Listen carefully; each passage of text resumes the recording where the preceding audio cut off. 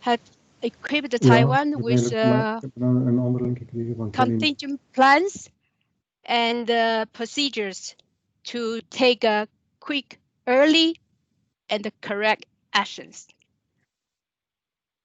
And therefore, such a head start preparation make a big difference, especially make an economy resilient, and that we will discuss later. For Taiwan, there are two waves of pandemic crisis. The first crisis was in January and February when China suffered the disaster outbreak and the lockdown.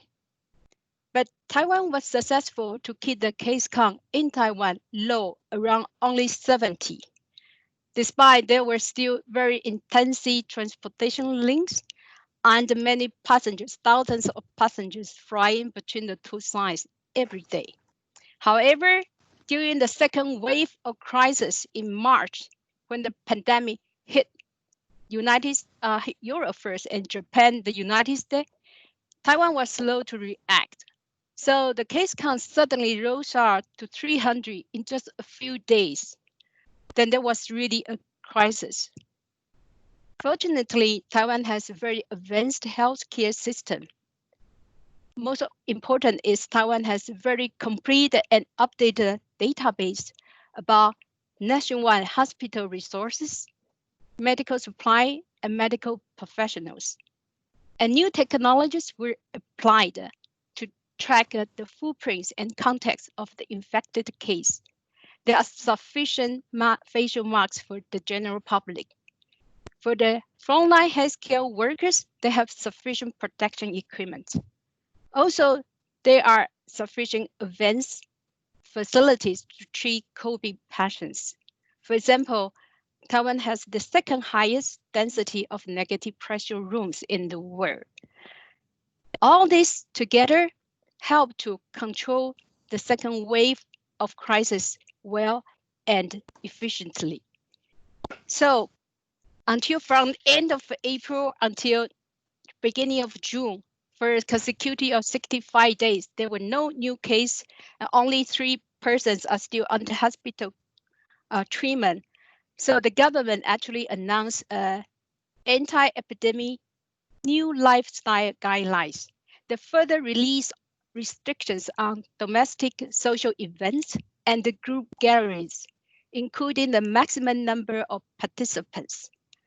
So the country was quite free and relaxed. People are also encouraged to live a life to the level of pre-COVID days. But the new lifestyle means to maintain precautions and still personal hygiene. This is a new lifestyle after in the post-COVID days. But I have just one extra note. Taiwan has 2 airline companies. One is China Airlines, despite the name, it's a Taiwanese company, and also Ava Air. These 2 airlines still fly to China and many destinations around the world. They were still bringing back passengers. And so it is possible that Taiwan still get imported cases. For example, after 65 days of no new case, last week there were still 3 new cases from Bangladesh. But these new cases, imported cases, were closely watched. They were either identified at the airport or during the quarantine. So the risk of infecting the local communities is low. So in conclusion, Taiwan is very safe and in order. Currently, the situation is relaxed inside, but strict at the borders. The borders will also be gradually opened that we will discuss later. Thank you. Okay, thank you, Doris. We did hear you loud and clear, but you seem to have been hiding behind Taipei 101. Why? Maybe switch your camera back to the fort. We'll try to solve that when we come back to you. Now we'll stay in the Greater China region. Katrien, maybe please tell us a bit more about yourself and the Hong Kong situation, please.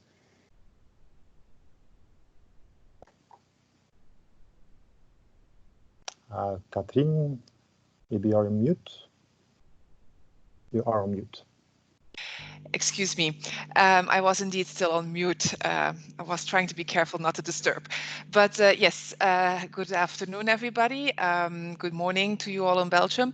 My name is Katrien Leinders. I have been based in Hong Kong for the last 6 years. For the first 5.5 years, I've been wondering why everybody was so stringent on hygiene and disinfectant and mouth masks and all these kinds of things. But that proved very useful. The moment we got the first rumors of a new virus in Wuhan, all the taxis were full with messages like, be careful, this is what's happening. And all the population, more than 7 million people, packed together on a size that's much smaller than half of a Belgian province, immediately started wearing mouth masks and taking all the precautions needed, which gave the result that there was never a lockdown in Hong Kong. And also the first bit, there were only about 100 cases, 110, and about 4 or 5 people died. When COVID started in the rest of the world, there was this, what we call the second wave, that's still going on, of imported cases from outside. But fortunately, all of these cases, or most of these cases, have been detected while people are in quarantine. So at the moment, people cannot come to Hong Kong without being a Hong Kong resident, and all Hong Kong residents have to go 14 days into quarantine. So it has been managed really well, but the number has been going up to like 1,100, so 1,000 imported cases, 100 local cases only from the beginning. So also Hong Kong is actually free of local infections. Life is getting back to normal. Schools are reopening, people are back in business, but everything is still with mouth mask, with everything followed. And we're kind of living in a bubble because it's a bit weird to be living like this. But restaurants have always stayed open and business has been going on.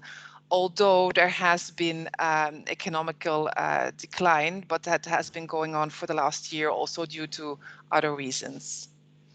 Yes, so maybe that's we'll, for we'll, my introduction. Yeah. We'll come back to those other reasons in a short while, Yes. Katrien, for sure. Maybe we move down southwest to Wouter in Hanoi, Vietnam. Yes, I think I'm unmuted now. Good morning to everyone in Belgium. Good afternoon to everyone located here in Asia. So indeed, my name is Wouter Vanhees. I've been posted as a Flemish economic representative in Hanoi for over 5 years now. I'm actually in my final year here, so by the end of the year, I will move to Mumbai, India. Just a very brief overview as introduction about the COVID-19 situation here in Vietnam. The first cases were confirmed exactly 5 months ago today, so on the 23rd of January. A few Chinese who flew in from Wuhan into Vietnam, that's how it started. But actually the authorities were prepared for it. They started to prepare for an outbreak already in December last year when the very first case was confirmed in China. Of course, they have the SARS experience here and some other similar diseases in the past. So they've been through similar things in the past, and they know how to prepare, and they actually did also in this case. And the result is that the total number of cases today, after 5 months, is only 349 in Vietnam, of which 21 are so-called active cases, meaning people who are still sick and in hospital being treated. Now, of course, the first question that I always get when I mention those figures is, are they real, or are the authorities hiding cases or not knowing of more cases? But by any account, both official, unofficial, through other diplomatic missions, international experts who are, scouting the healthcare system here, it just seems to be correct. So that's the only conclusion that we can make at this point. The second question then, of course, is how is this possible? Basically, a very interesting combination of measures that were taken very early on. School closure from beginning of February. The schools have reopened in the meantime, already in the middle of May, actually. From mid-March, complete suspension of all international flights. In April, we had 3 or 4 weeks of a semi-lockdown, although it was called the National Social Distancing Policy. They never called it a lockdown, but yeah, that's what it was. And throughout this whole period, the authorities also used a combination of very wide contact tracing and very strictly enforced quarantining. So actually what they did was creating very localized and very well contained bubbles of cases, confirmed cases, and the related potential cases. So that was the way that they handled it, and it proved to be very successful. So as of today, 23rd of June, we have had 68 days without any local transmission. So most of the cases that we've had in the past 2 months, let's say, have been imported. Most businesses are up and running here. Domestic flights are operating normally. Vietnam Airlines has added some new routes even in the past few weeks to their domestic flight network. Flights are full. Domestic tourism is picking up again. So all in all, it seems to be quite a successful handling of the situation. Okay, thank you, Wouter. I think, yeah, the 3 countries that we just got an introduction of are definitely best of class on the global scale and how they dealt with it. We'll come back to that a little bit later, also from the economic point of view. And then another interesting remark, Wouter, is indeed larger countries with internal markets will be dealing and have been dealing with this economic crisis in different ways from smaller markets like, for example, Hong Kong, etc. But also more on that later. Also on the opening of the borders, it will be my very last question, so please hold off to that, and we'll get back to when you will be able to fly back to those markets at the very end. That's going to be the little teaser for you all to stay online. Now, finally, our 4th speaker, all the way down under, Luca in Melbourne. Can you give us your perspective, please? Thank you. Good morning, and thank you for your participation on the webinar, and also thank you for hosting Australia as part of Asia.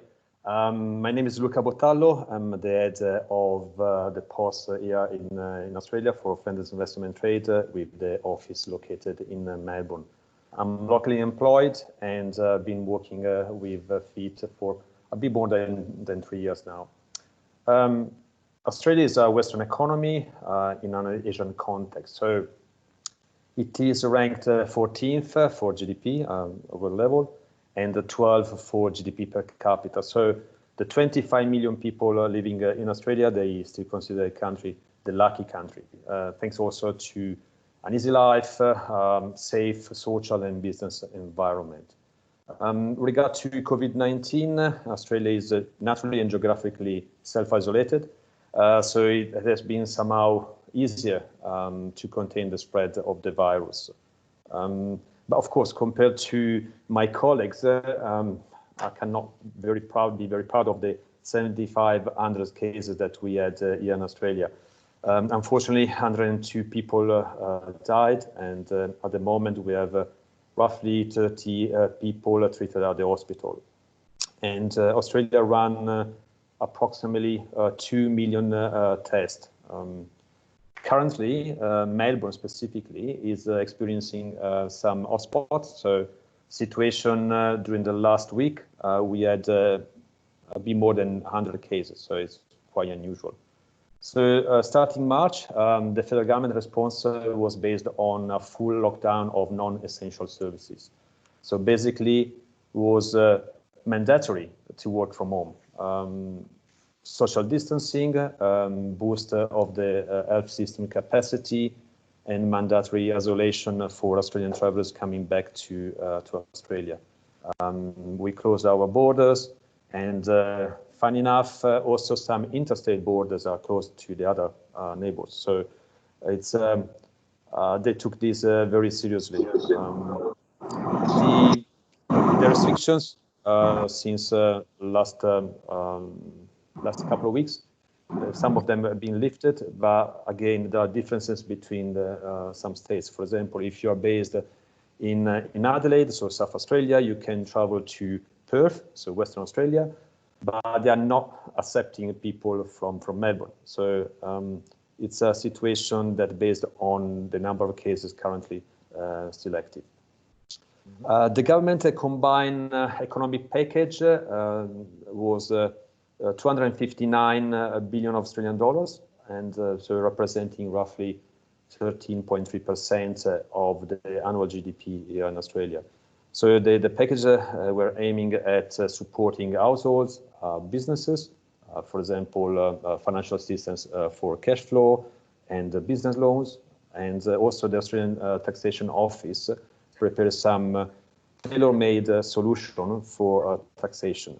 The economic packages were prepared also to financially assist employees. So the job keeper package consists of 3,000 Australian dollars per month per employee. In the meantime, the Reserve Bank of Australia decided to cut the interest rate down to 0.25%. So again, compared to my colleagues, we're still doing well, generally speaking, but of course, compared to the numbers in Taiwan, Vietnam, and Hong Kong, we are having 7,500 cases. Okay, thank you for that. Now we all know about numbers and counting and how Belgium is scoring in that respect. So it will take us some time for on the global scale to see what numbers actually meant. And but yes, maybe let's move on and just focus on the economic impact. Luca, you already touched briefly upon it. Not sure if Wouter, you want to touch a bit more, talk a bit more about the economic aspects of the crisis, which sectors were most particularly hit, or you see more light at the tunnel already? Sure.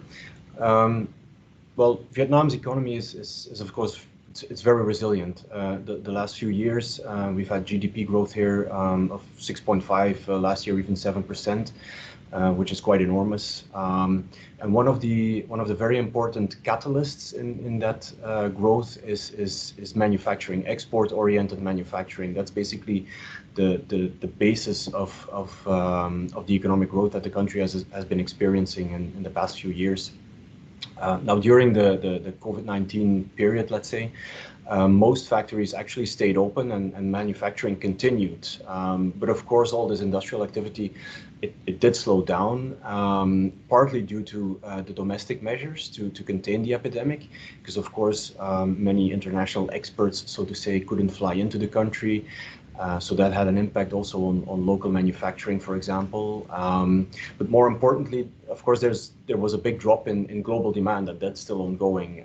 Vietnam is very deeply integrated in the global economy because of a number of FTAs, and of course the upcoming European or EU Vietnam Free Trade Agreement is very important in that respect, also for our exporters. And the same goes also for the agricultural sector. So it's not only manufacturing, but also agricultural production, export of agricultural commodities, very important for the Vietnamese economy. And that was also, of course, impacted by that drop in global demand.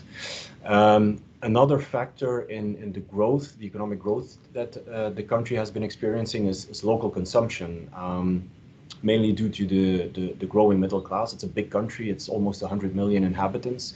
Middle class, I don't know how much it is exactly, but let's say 20%, maybe 25 by now. So it's growing quite rapidly, and it's substantial. So of course, locally, there's quite a bit of consumption happening, but that of course was also impacted by everything. Tourism, HoReCa, service industries locally were hit quite hard due to some closures. Still, all in all, Q1 this year, there was still GDP growth of 3.8%. And estimates by a number of institutions ranging from the Vietnamese authorities, but also World Bank, ADB, IMF, they still all estimate GDP growth for this year, ranging anywhere between 2.7 and 5.3%, which is quite astonishing. And for next year and the years moving forward, that GDP growth would pick up again to 6.5, even 7%. I already briefly touched upon that EU-Vietnam Free Trade Agreement. That is, of course, very important in the growth to come, because I think Vietnam will be a very big benefactor of that FTA, actually. EU market is one of the most important export markets for the Vietnamese economy. So that will only grow, and that export will only be supported by the FTA once it's implemented. So very briefly, maybe it's one of the, or actually the most comprehensive and ambitious FTA that was ever concluded by the European Union. In the meantime, it's been ratified by both sides, and it should enter into force on the 1st of August. This year. On that day, 65% of EU exports to Vietnam will fall down to 0% import tariffs. And after a maximum of 10 years, even 99% of all exports will be zero tariff. So that's, of course, very advantageous for our exporters. There are some other advantages to the FTA, better access to public tenders in Vietnam, better market access for the service sector, for example, in specific sectors, simplification of market access for SPS-related products, so fresh produce, meat products, for example. But it remains to be seen how these specific issues will effectively be implemented. I don't think the FTA will be a magic wand for these specific issues. So I think it will take some time, maybe even a few years, before we see the real effects of those extra advantages on top of the import tariff reduction. Okay, thank you. Well, let's hope indeed that FTA can at least be a catalyst once borders open up again. I want to pick up on something that you mentioned, that interconnectedness, etc., of the Vietnamese economy and the global economy. Now we saw as soon as the economies started to shut down, and very particularly the Chinese one, even after a few weeks of China shutting down, the global impact was immediate. That interconnected global supply chain that exists, the network became very visible very quickly and in a very painful manner. Also to you as our companies, our manufacturing companies, products, resources, components, and even containers, they were all stuck in the wrong places or not being produced anymore. We looked at the port of Zeebrugge, Antwerp. We had like containers stacking up. We had a lack of containers there on the other side. So I just wanted to touch base with you all how your countries are impacted. Maybe start with Taiwan as a major manufacturing hub. And Doris, we can see you this time, so maybe I'll start with you.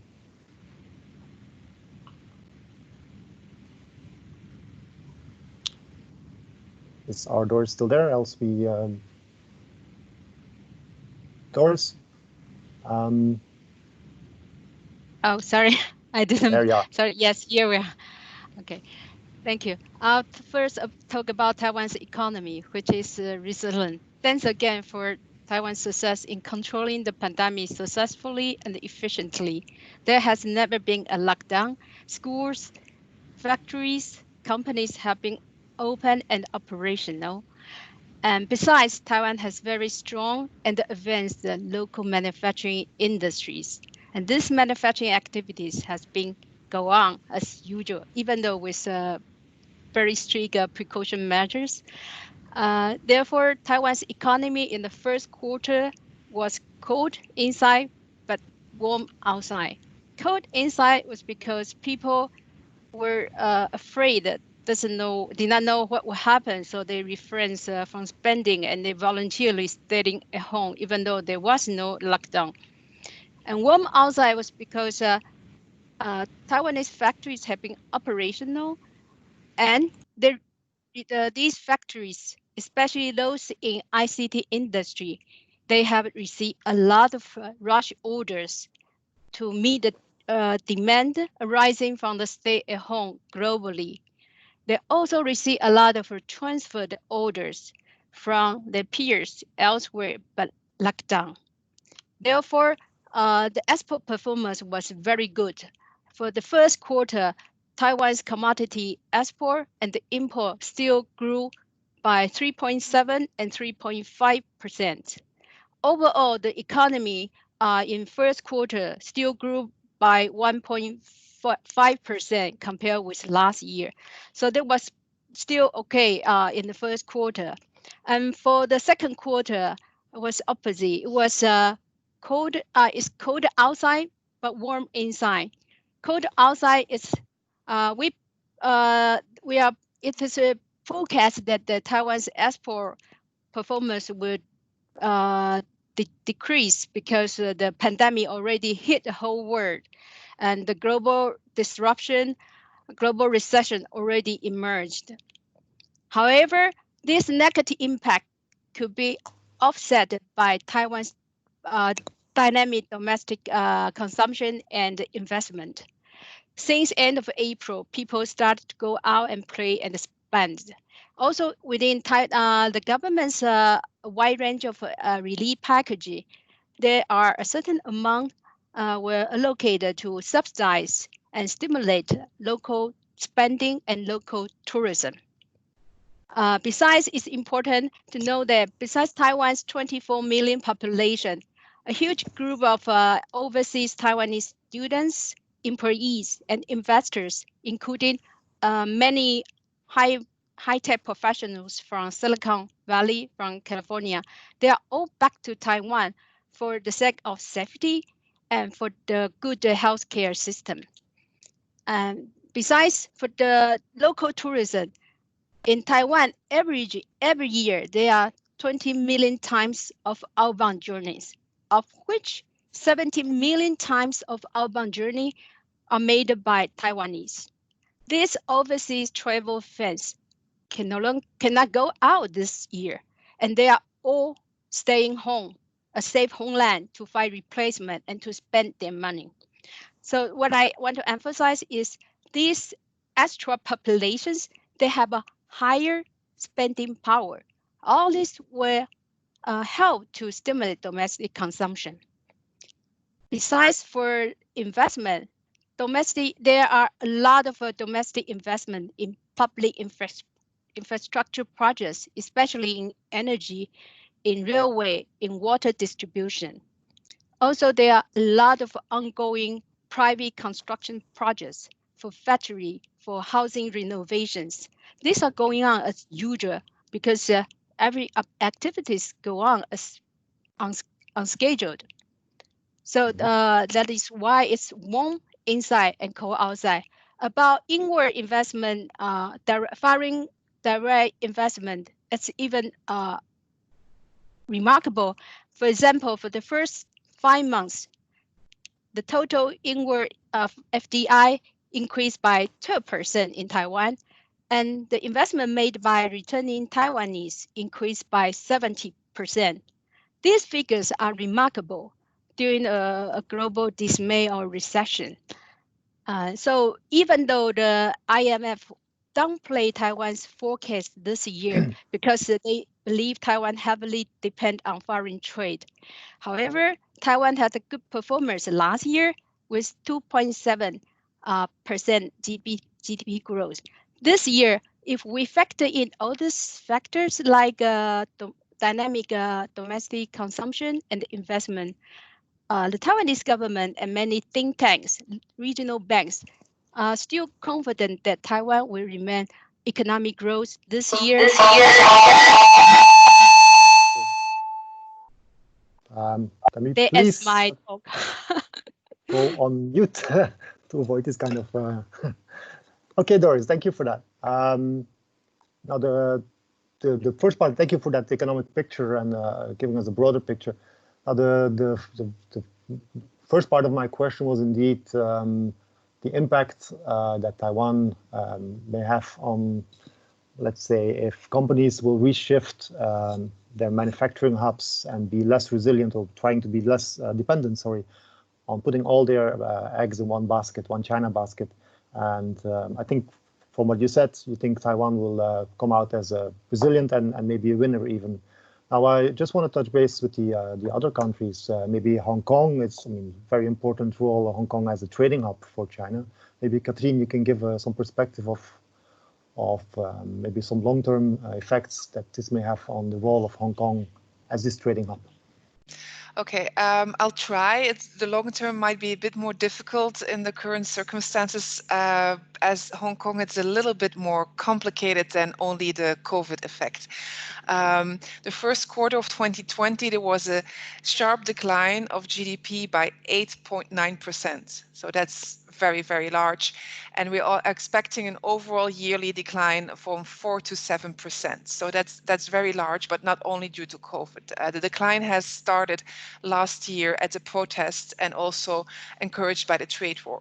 But again, we're not sure what the actual effect will be. For example, there's also an estimated 3 trillion Hong Kong dollars of listing that we expect, US dollars of listing, that's huge, that we are expecting to come back from the US to Hong Kong from Chinese companies that are leaving due to the trade war. But again, that might change. So that's not really clear what's happening there. Due to the protests, the Chinese tourists have been staying away for almost a year now, which has also been has had a very large effect, as 65% of GDP in Hong Kong is from private consumption, and a large part of that were the Chinese tourists. So there's also a big slump there. So the Hong Kong government is trying to keep some sectors, giving them a boost. The financial sector seems strong enough, so they're not really making a lot of interventions there, but they're calling it like they're supporting a lot the logistical sector. Cathay Pacific specifically had a really large injection of money to survive all this, because Hong Kong also said there's no transit allowed in Hong Kong. That means there was only Hong Kong residents were allowed to come back, and there was almost no airplanes flying. So it was actually very difficult time. On the other hand, they're also boosting the economy through consumption, which means that they have decided to give every Hong Kong resident 10,000 Hong Kong dollars, which is about 1,200 euros, a cash grant, hoping that they will spend it in the economy. But I have to be honest, when I listen to the locals who will receive it, they're all a bit saying we're waiting and seeing how the situation will evolve in Hong Kong as the protests are coming back again. And they think they can use it maybe as a savings for the future. So it's a little bit more fluid. I think, to round off this part, to say that the financial sector is still strong in Hong Kong, mainly thanks to the link to China. The Hong Kong government is supporting the logistical sector, and we're hoping that retail and all these other related sectors will become back to normal once the situation will stabilize a little bit. Okay, thank you. Now, being in Singapore, we of course you look very much at what's happening in Hong Kong, and many Singaporeans and the government know not a little least, bit too happy about it. might be a little opportunistic about the situation, while of course feeling for everything that's happening in Hong Kong. Now, Luca, I want to come back to you, because in the context of Australia, we know Australia is very rich in resources, an understatement probably. And it used to have a very substantial manufacturing industry. You see this crisis as a possible turning point for Australia, trying to revamp that manufacturing hub of position, or which sectors could be of interest? Yeah, you're absolutely right. And unfortunately, you are also right when you mentioned at the beginning that before the virus, Australia was showing some quite interesting data regard to the GDP growth. Unfortunately, after 29 years of GDP growth, Australia this year will have to face a recession.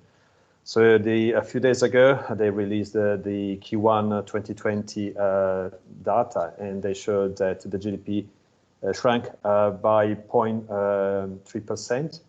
And this was mostly due to the bushfires, because we suffered also from that. So normal was December, January, and the early stages of the pandemic. We can unfortunately expect a much steeper fall in the data for Q2 2020. So the International Monetary Fund have forecasted that Australia economy will shrink by 6.7% through 2020, but it will present a sort of V-shape recovery in 2021 with an estimated plus 6.1. Why I'm saying this? Because most of the Australian economy is based on raw materials. Australia is quite rich in that, and of course the export of the raw materials is one of the elements, one of the pillars of the economy. The disruption of the supply chain, let's say, created some situation, and the Australian politicians and business people now basically calling for a revamp of the domestic manufacturing. So years ago, Australia decided to abandon basically the local manufacturing, and most of the products here in Australia are imported. The problem, of course, is that trying to boost local manufacturing, we will need to change a few factors. First of all, it's still very expensive here, and potentially could not be very competitive. But it's also true that every time there is a manufacturing company here pushing some products on international scale, they're doing quite well. But again, if we have to compete with some Asian countries, our products are definitely much more expensive.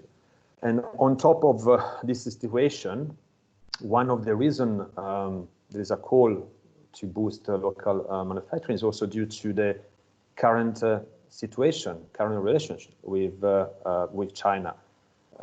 China is #1 trade partner for Australia. But after the Australia requested, let's say, an independent international investigation in what happened in Wuhan, let's say that the Chinese government didn't take this very well. So in the last month, China decided to increase import duties for Australian barley, decided to stop importing Australian beef from the 4 major abattoirs, and now talking to reduce also the import of coal and iron ore. On top of this, the Chinese government is also suggesting the Chinese people to reconsider to travel to Australia on holiday, because they say that Australia is racist, and they are also suggesting not to send the Chinese students here in Australia. And just consider that the education system, education industry is an important element of the economy. We have been more than 750,000 international students. So yes, we are rich in raw materials. It's up to see what we will be able to do with that in terms of reduction of the cost for manufacturing in Australia. Okay, thank you. Now, to be sure, we don't want to turn this into a China bashing exercise or session. China has been a major driver of the regional economy, global economy. So we have seen many positive aspects, but of course, one thing started to turn sour economically in China. We saw the immediate impact on the economy, and especially on countries like the ones that we are covering today. I'll maybe just very briefly, because I know I was based in Vietnam at some point, I know the situation a little bit. Wouter, we know that Vietnam has been eating away at China's manufacturing base, especially electronics. I assume you see a positive trend in this from Vietnamese point of view, where more manufacturing could move south? Yes, just checking if I was Thank you. on mute or not. No, indeed, it's as you rightly say, it's a typical +1 destination for companies who have a China +1 strategy. So Vietnam has been attracting huge and ever-growing numbers of FDI. Of course, this year it's slowed down, but I was just checking the numbers, and between January and April, they still attracted over $12 billion in new FDI, which is 85% compared to the same period in 2019. So it's still relatively okay, I think. And those are mostly, of course, international companies setting up factories to either complement or even in some cases substitute their Chinese manufacturing activities, or in some cases also their Southeast Asian manufacturing activities. This has been ongoing for at least a decade, but we saw it picking up pace as the US-China trade war unfolded in the past 2 years, let's say. And I think the current events, global events, will probably just be another catalyst or an extra catalyst to further speed up this evolution. Coming back to the supply chain thing, the physical aspect, of course, is the logistics and transport activities. Those have never really stopped. They just slow down because of, again, the slowing down of global demand. There's one possible exception, and that's actually the land border between Vietnam and China. That was like physically closed for a while, and that had a big impact, especially on the local or the Vietnamese agricultural sector, because those are border points where a lot of fresh produce, for example, is being transported both ways. So it did have quite a substantial effect there. But in the meantime, these border posts are open again, and trade has started again. So that's normalizing, let's say. Okay, thank you for that. Now let's try to look at it from a more positive side, or look for some positive signs as an effect of this COVID crisis, long or short term. I think we have, as a result of the crisis, both in Belgium, founders in different countries, we have seen some technology practices that had been in the pipeline and that suddenly see a sudden breakthrough, some leapfrog developments. Also from a legal point of view, suddenly certain things and technologies are possible and can be deployed. Maybe can you give us some examples in your countries of such positive evolutions, maybe some digital transformation, automation that we see and that we can maybe useful opportunities for our companies? Maybe Doris, some developments in Taiwan, high-tech Taiwan? Thank you. Yes, for this Taiwan, indeed, with the crisis, you are forced to come out with innovative ideas. For example, the tourism or the hotels are the most hit sectors. But during the pandemic, many people have to serve quarantines at home. But you know, in Asia, not everybody has a large house. So there's a new idea about putting these hotels to become quarantine hotels. So the person being quarantined can stay home, but his or her family can go spend money and have holidays, have some rest in a nice hotel. And also there are ideas about quarantine taxis.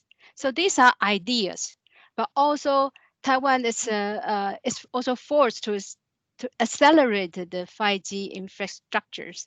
And also AI, for example, AI has been applied in healthcare, but also in tracking the infection cases in this case. In Taiwan, like Microsoft, Amazon, Google, they all have their AI center in Asia set in Taiwan. So this is because Taiwan has a lot of talents, but this crisis, they all realize that they can have talents remotely. So they actually come here to hunt more talents, more engineers from Taiwan. These are some positive impacts to increase Taiwan's job opportunities, to force more innovation ideas. This is so far we see very apparently what is happening now. Okay, thank you. Maybe Katrien, you have some examples of technologies or developments, positive things that are now possible? Well, the two different things, of course. If you go looking related to COVID, you see a lot of automated cleaning and disinfectant machines popping up. So that kind of sector, I think if you have innovative ideas from Belgium, they would be open to it. They're not here yet. I mean, Hong Kong has also done very well in tracking all the infections, but it's all done manually, and it was possible because it was limited. But also if there are very new technologies that we might be able to import from Belgium, there's definitely opportunity. In the meantime, what did happen in Hong Kong was that, for example, e-commerce was lagging behind on mainland China, which it's not a big surprise, but it was lagging very far behind. So e-commerce is catching up in Hong Kong, which is a bit new. And also with support of the government, there was an early deployment of the 5G in Hong Kong, which means that there's also new opportunities for AI and other new technologies to come. And then maybe lastly, what I would like to mention is that Hong Kong is, as I've said before, still a financial hub, and companies come here also to search for investors. At the moment, big investment events, like for example, the Start Me Up Hong Kong has gone online. So that gives opportunities for companies from Belgium to also join and maybe try to do some matchmaking online with what otherwise would not have been possible. So maybe that's the time saving for the future. Okay, thank you for that. That's definitely something I'll pick up on in the later question. But maybe I'll give floor to Luca. You have some positive evolutions or developments in the Australian context? Let's say that Australia, geographically speaking, is a big land, so Australian business people are quite used to operate also remotely. In terms of technology, Australia has a quite strong R&D ecosystem. So what we like in the manufacturing, we fill in with money basically dedicated to research and development. So in terms of leapfrog, definitely the startup ecosystem benefits from the situation because the government is basically allocating even more funds to assist them and to scale up internationally. So regard to the specific problem related to the virus, of course, digital health was already an important element. Biotech and medtech are two important industries here in Australia, but due to the situation of COVID, of course, more companies push basically in order to present more products for the digital health industry. Okay, thank you. Wouter, in the Vietnamese context, any examples or that not already covered by other colleagues? Yeah, well, what you see here is actually it's a story that goes along the same lines as the story of the FDI attraction. It's been a trend that's been ongoing for a couple of years now. Actually, the authorities here, the government, they've been proclaiming the fourth industrial revolution and Industry 4.0 for the past 2 or 3 years. It was a big buzzword, still is, of course. So it's a very proactive government policy to push towards a digitalization of both the economy and the entire society, actually. And it translates into automation of manufacturing, rollout of e-government applications, digitalization of services, and of course also e-commerce. And actually very recently, the government announced a so-called National E-commerce Development Plan, which has some very ambitious aims. They would like to have sector growth, or they would like to see sector growth within e-commerce of 25% each year from now on. And by 2025, it should reach 35 billion US dollars in sales, and half of the country's population should be buying online by then. So that's highly ambitious, of course, but it just goes to show that there is an ongoing trend, and I think that the whole COVID situation basically acts as a loudspeaker to amplify that message of the authorities. Okay. Now, my follow-up question, and Katrien already touched upon this. Now, in the aftermath of the crisis, the whole MICE industry, so the trade shows, conferences, etc., they were particularly hard hit, of course. A lot of trade shows and conferences are cancelled, and I think they will be one of the last ones to come back online in their old format. At the same time, in Singapore, for example, we see some of the new formats appearing, some hybrid events. Of course, we have the overload of webinars, and yes, we are guilty of that.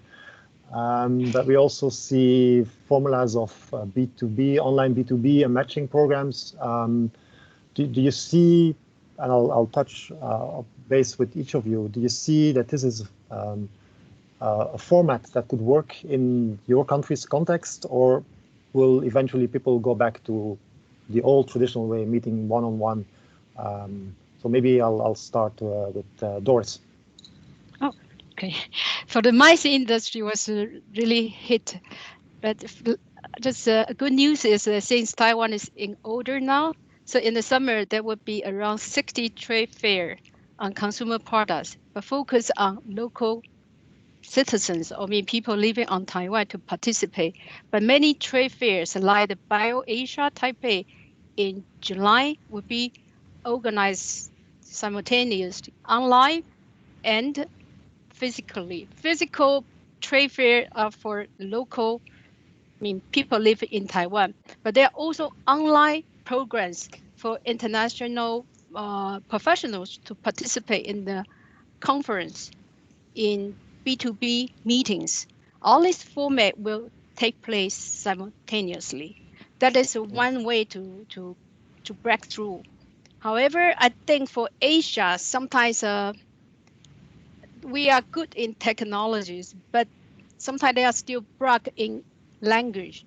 So in some international conference, you will see a little bit interruption here and there.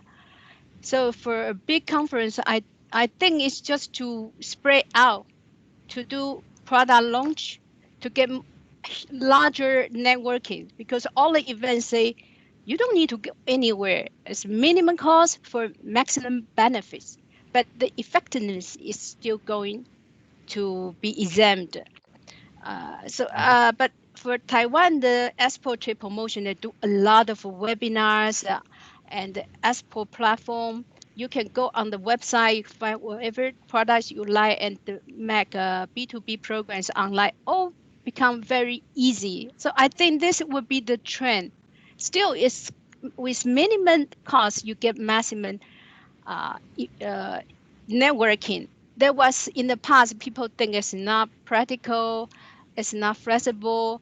In Asia, people say meeting is you already got preference. But this pandemic forced people to change the behavior and their mindset.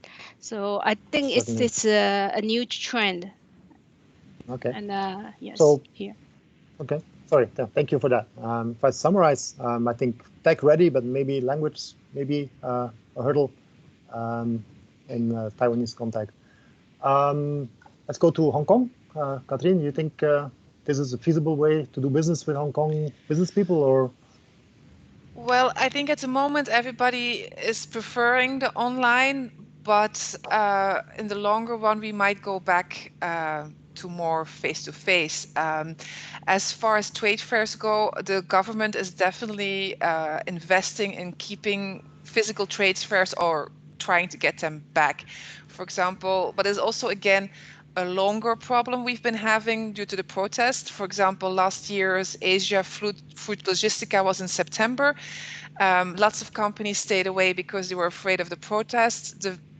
In the end, it was actually a really good trade fair, but the organizers decided to move to Singapore. You will be happy to hear that. So we lost that one in Hong Kong. So I think also in that regard, the Hong Kong government is putting an extra effort to giving subsidies to trade fair organizers and even to the booths of the companies who want to join trade fairs in Hong Kong to come back physically. And they have set up a scheme that will start as soon as you can travel again to Hong Kong, and the trade fair starts for at least a year to try to give it back a boost. So we'll have to see how fast that will go back to pre-normal or new normal. Okay, thank you. Wouter, not sure if the Vietnamese business people are ready for digital revolution and online meetings. Maybe the language there is going to be a particular hurdle. Yeah, I think language will indeed be a hurdle for some time to come, I'm afraid. In terms of webinars, we've seen, of course, also similar as in most other countries, I suppose, a multitude of webinars popping up, organized by all kinds of organizations and government authorities as well. So I think, to disseminate information, it's a viable tool here. Proper B2B meetings, yes, I think if you have an established relationship with a business partner here, then for sure it's possible to have. But if you're doing prospection, you don't have any contacts yet, and it's like a first meeting, then it will probably be quite hard to organize it. There are exceptions. I've heard of companies that have actually done it successfully, but it's still the exception actually. So I think in the long run, it will not replace in-person meetings here in the Vietnamese context. Okay, I don't want to spoil the good spoiler alert to what's coming up, but that of course is, in the short term, that's not good news, as we know. Yeah, more on the borders and traveling later. Maybe first from Australia, Luca. Australia was always very far for us from a Belgian point of view. Is this a feasible way of reaching out to Australian business people? The online platforms, virtual platforms? Let's say that Australian business people enjoy to go to the office, but it has been estimated that roughly 20% of the people will continue working from home even after the lockdown. So we are used to work online. We are quite far from Belgium, and normally we have 8 or 10 hours time difference. So we are used to also facilitate as an office digital meeting. But of course, as soon as we will be all allowed to do that, we will enjoy and say push for meetings at offices or during a trade show or conference. But at the moment, we can see there is a shift in the business approach in favor of digital meetings. Okay. I can give a bit of a Singapore perspective and maybe a fit perspective at the same time. As mentioned, these MICE companies and organizers were particularly hard hit, and they have been very innovative, I feel, in quickly coming up with digital platforms that are quite astonishing in what they can do and then how they appeal. So I think we're going to see some interesting new hybrid formulas coming up. And from a fit point of view, we're of course aware that people cannot travel as readily as in the past. And we are also thinking about coming up with our own platforms, virtual matchmaking platforms. We'll be doing that for our own events, and maybe we're going to focus on a number of what we would like to call tech for COVID technologies companies, and see how we can match those in the short term and open up hopefully new opportunities for you. But more on that to come. In the questions during the registration and also in the previous webinar, we had quite a lot of questions about food and beverage. So maybe I want to throw that in the group as a more generic question, open question. Do you see any trends in your country related to the food industry, food standards, cold logistics, maybe different consuming patterns that are interesting? Food and food tech is an important industry for our export companies. So maybe I'll start with Katrien, Hong Kong. Any ideas, thoughts on the food industry and any changes there? Yes, hello. For Hong Kong, I don't see many changes in the food industry. The last few years, it's also already been very active in changing and following all the international trends, going from health food to power food to all the hip restaurants from the big chefs and anything you want. The cold chain has always been a challenge in Hong Kong due to the temperatures. So I don't really see that many changes, I'm sorry. Okay, no worries. I'll jump to Luca maybe, because for a lot of Asia, Australia has been the farm for fresh produce, especially for Singapore. Do you see any issues or opportunities there in the food industry? Let's say that there are a couple of elements probably to consider, and I would be very short because I'm conscious of the time. So one element is quality versus price. So Australian consumers are very conscious about the quality and are ready to pay for that. Tradition is another keyword, very important here. Australia is a multicultural country and open to try products that are part of food and beverage culture from other countries. And the trend, of course, is towards organic and vegan. When it's up to exporting food products from Australia into Asia, of course, we are trying to push that industry. So we will need also Flemish companies also assisting us in ag tech. Okay, it's now 5:10 in Singapore, so 11:10 in Belgium. We promised to wrap this up in 1 hour and 15 minutes. So I'll come to my last question, the burning question for many of you, and I'll ask it to each of our panelists. That is indeed, when will our Flemish companies, our business people, be able to travel again to your country? And I'll open it up a bit more. Are there any particular things or items that they should particularly pay attention to now once they get back to your countries? What's in the pipeline? Just a question of hope, maybe of a message of hope, hopefully from each of you, but for sure a realistic message. So let's start with Katrien, maybe Hong Kong. Yes, last week Hong Kong decided to keep the borders closed until the 18th of September, so that's a bit longer. They have been looking into some safe corridors with Macau and the Guangdong area, so that's the Chinese area just across the border.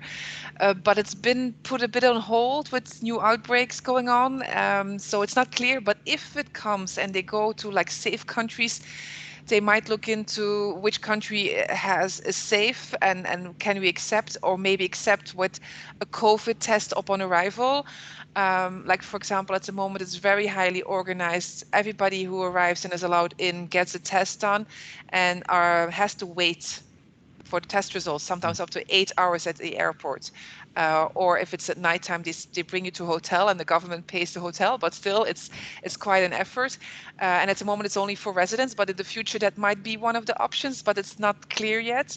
And then of course, if you come, Hong Kong has always been very sensitive to any coughs or anything that's related, so it will be even more sensitive. So definitely don't forget your mask and your hand sanitizer, and then you should be fine.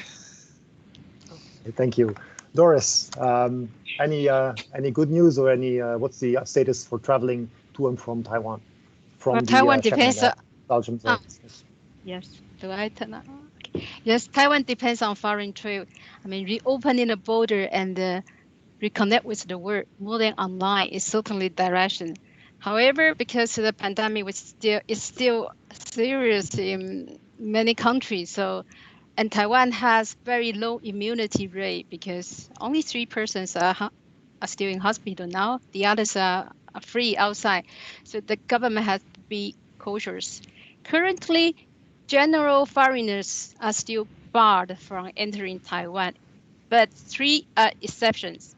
First is foreigners with residence permit, temporary or permanent. Second is diplomats. They can still come for meetings and visits. Third is essential business visitors. What does it mean? It means foreigners, they have a commercial or contract obligations to perform in Taiwan, for example, to provide after-sales services, maintenance, engineering work, or giving training, consultation, or to run your own company, work for your own company in Taiwan. These foreigners can actually apply online at a specific website under the Taiwan's Ministry of Foreign Affairs, and prepare and upload all the relevant documents, and then get your entry permit from the Taipei Representative Office in Brussels. And since yesterday, there are 11 countries that have been identified as low and medium low risk countries. For Europeans coming into Taiwan, they still, even though they get a permit, they still need to serve 14 days of quarantine once inside Taiwan. But for people coming from these 11 countries like Vietnam, Hong Kong, Macau, New Zealand, etc., they can shorten 14 days of quarantine to 5 to 7 days, subject to some criteria and requirements. Besides, the 4 type of permit are given to overseas students from these 11 countries. They already enrolled in Taiwan. That's the current situation. But the government already have several proposals to further open the borders.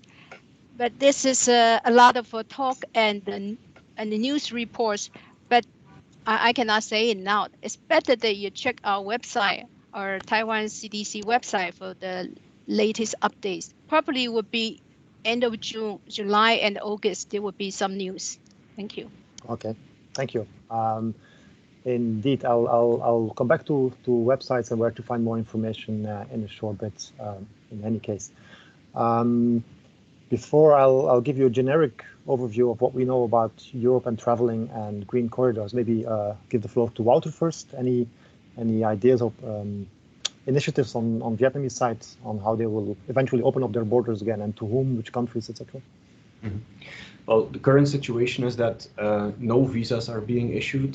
There are no inbound international flights, bar a few special repatriation flights for Vietnamese nationals living overseas and wanting to return to Vietnam.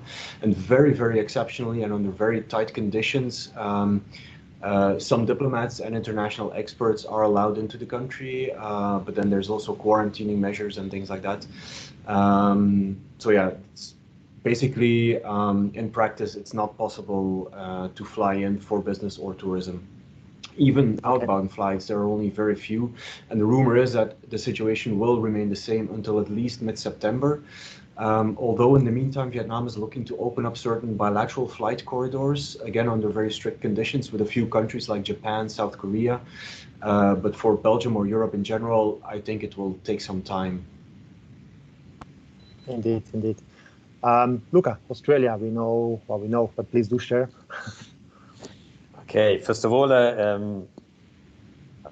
would like just to say that I didn't want to point the finger to China before, but it simply indicated that the possible trade consequences of the current tension between the two countries. But with regard to the opening of the borders, I don't have a crystal ball, so I cannot predict the future, but it would be logical to say that unfortunately Australian borders will be closed most likely up to the end of the year.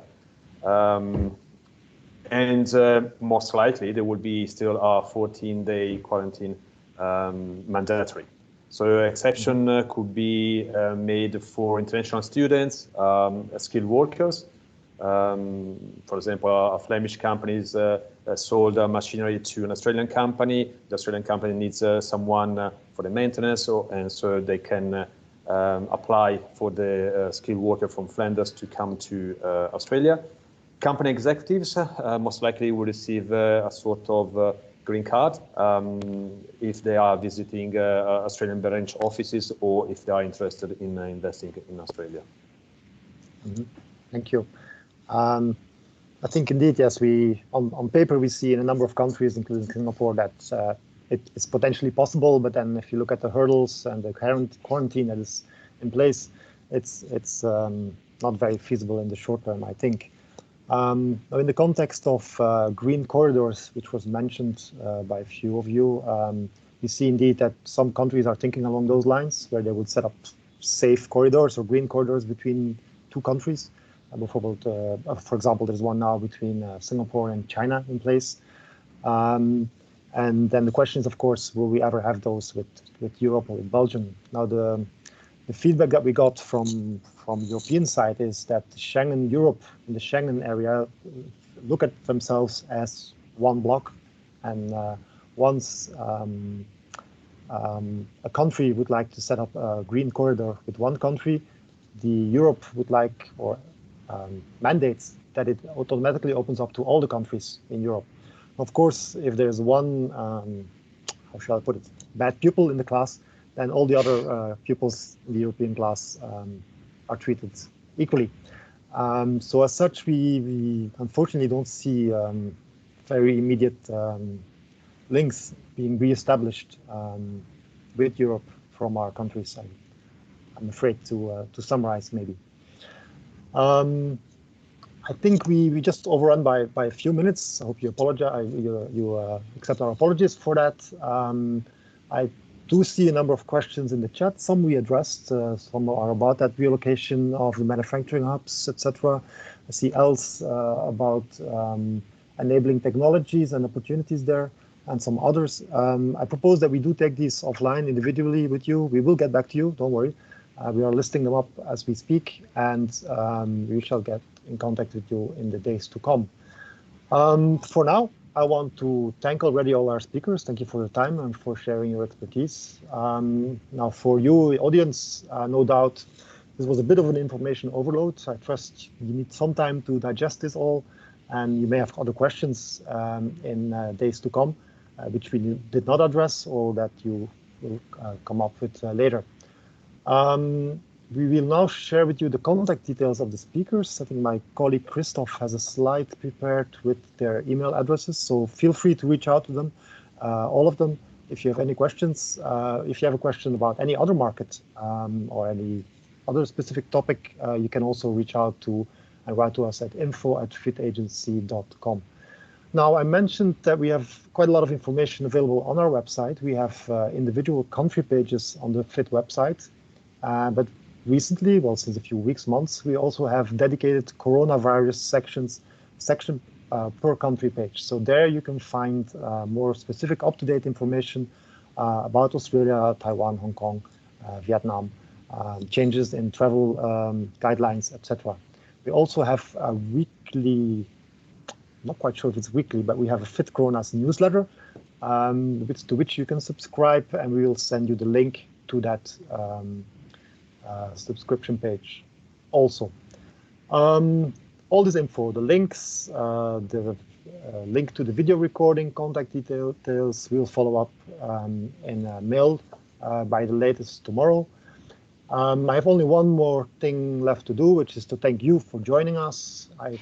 If you think this was useful, do join us for that third edition coming up in September. If you think we could have done a better job, also do join us on the third edition. Practice makes perfect. So we'll try to do even better by the third edition, where we cover Indonesia, Thailand, Malaysia, and Myanmar, indeed. I will copy the link in the chat session for that third edition in a minute. For now, I want to thank you. Have a wonderful day and see you next time. Bye-bye.